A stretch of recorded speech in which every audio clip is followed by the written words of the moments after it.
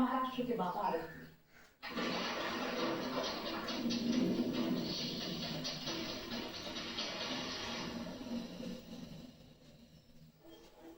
BJP नेता किरीट सोमैया ने x पर पोस्ट किया, मुंबई में बांग्लादेशियों और रोहिंग्याओं की जनसंख्या में वृद्धि हुई है। ये किरीट सोमैया बीजेपी के वरिष्ठ नेता हैं। उन्होंने ये एक्स पर पोस्ट किया है कि 2051 तक मुंबई की हिंदू आबादी घटकर 54% रह जाएगी। गोवटी, मानकोल, धारावी और कुर्ला की झुग्गियों में रोहिंग्या प्रवासी हैं। मुंबई में बड़ी संख्या में बांग्लादेशी और रोहिंग्या अप्रवासी हैं। इसके अलावा और क्या कुछ उन्होंने कहा, किस रिपोर्ट का हवाला दे रहे हैं, आइए आपको सुनाते हैं।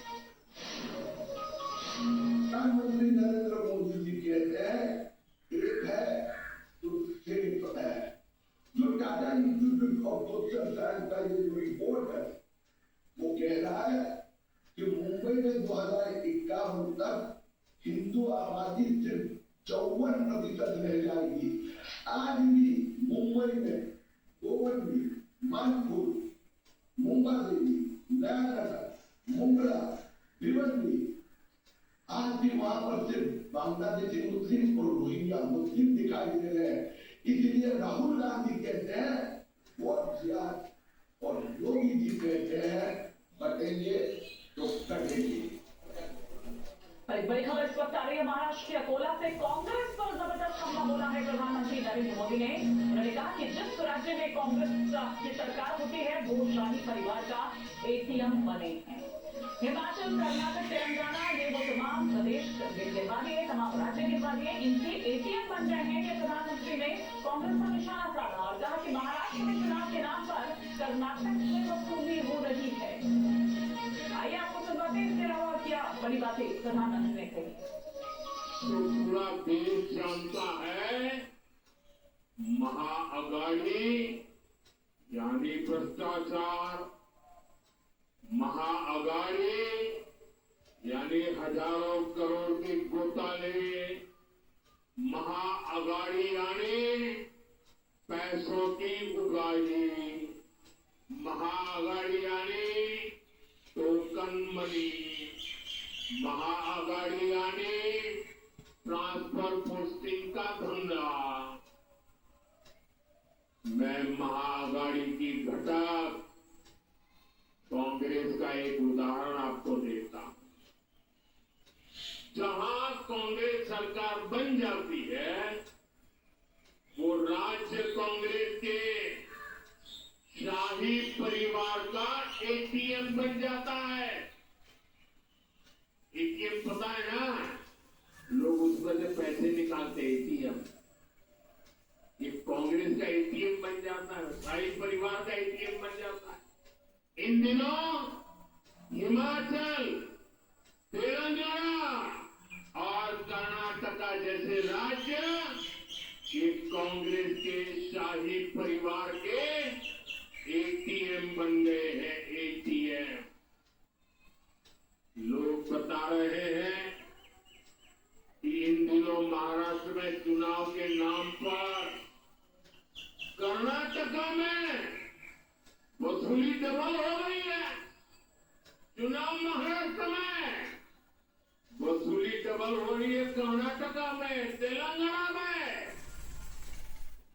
आरोप है कि कर्नाटका में इन लोगों ने शराब के दुकानदारों से 700 करोड़ रुपए की वसूली कराई है।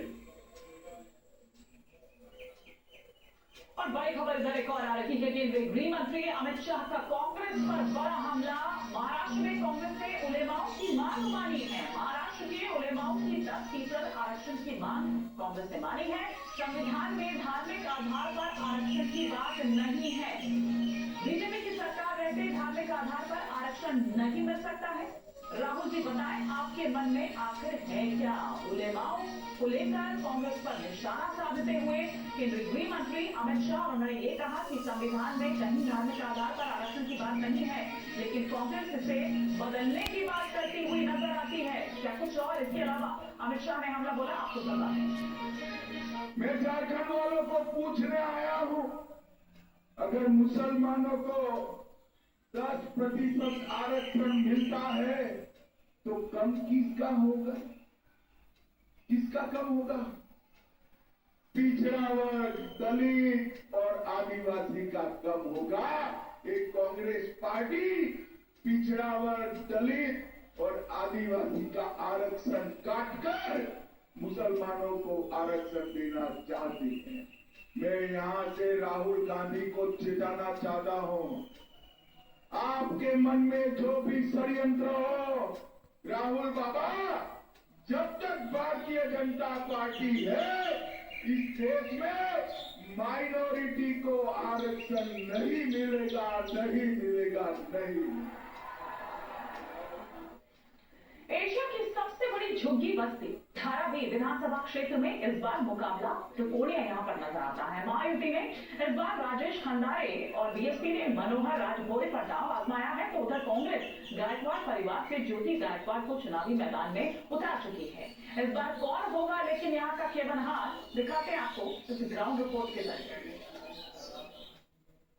पूरे एशिया में सबसे बड़ी झुग्गी झोपड़ी जो है वो धारावी है, और धारावी में वर्षा गायकवाड़ की सीट जो है वो हॉट सीट बनी हुई है, क्योंकि उनकी बहन ज्योति गायकवाड़ चुनावी मैदान में है। उनके सामने महायुति के उम्मीदवार राजेश खंडारे हैं और बीएसपी से भी उनके सामने प्रत्याशी है। तो धारावी का विकास किस तरह से होना चाहिए, अदानी ने जो प्रोजेक्ट लिया है उसका विरोध जो है वो महाविकास अघाड़ी के साथ साथ उद्धव ठाकरे भी कर रहे हैं, और यही मुद्दा धारावी के चुनाव में दिखाई दे रहा है। तीनों जो उम्मीदवार है वो तीनों उम्मीदवार धारावी के विकास पर बात कर लोगों के पास जा रहे हैं। अब धारावी की क्या स्थिति है ये मैं जानूंगा। नमस्कार, क्या नाम है आपका? अरुण जॉन, सर मैं क्या करता हूँ? रेलवे में काम करता हूँ। काम आपका नाम क्या है? सुरेश गांधी, सुरेश गांधी। आप जॉब क्या करते हो? Interior decorator. अब ये चुनावी सब चालू है, प्रचार वगैरह, तो धारावी का जो डेवलपमेंट है उसके बारे में सारे उम्मीदवार बोल रहे हैं। तो आप धारावी में रहते हैं, तो कैसे धारावी क्या डेवलप होना चाहिए? जो सरकार ने अभी प्रोजेक्ट बनाया है वो जो पब्लिक को जो पसंद है, सेक्टर जो पहले जो एसआरए के स्क्रीन के अंदर जो चालू था वो हमारे लिए पसंद है। तो सेक्टर के लिए तो बहुत लोग विरोध है, जो आजादी का जो आया है उसके बाद हम लोग पब्लिक और जन कल्याण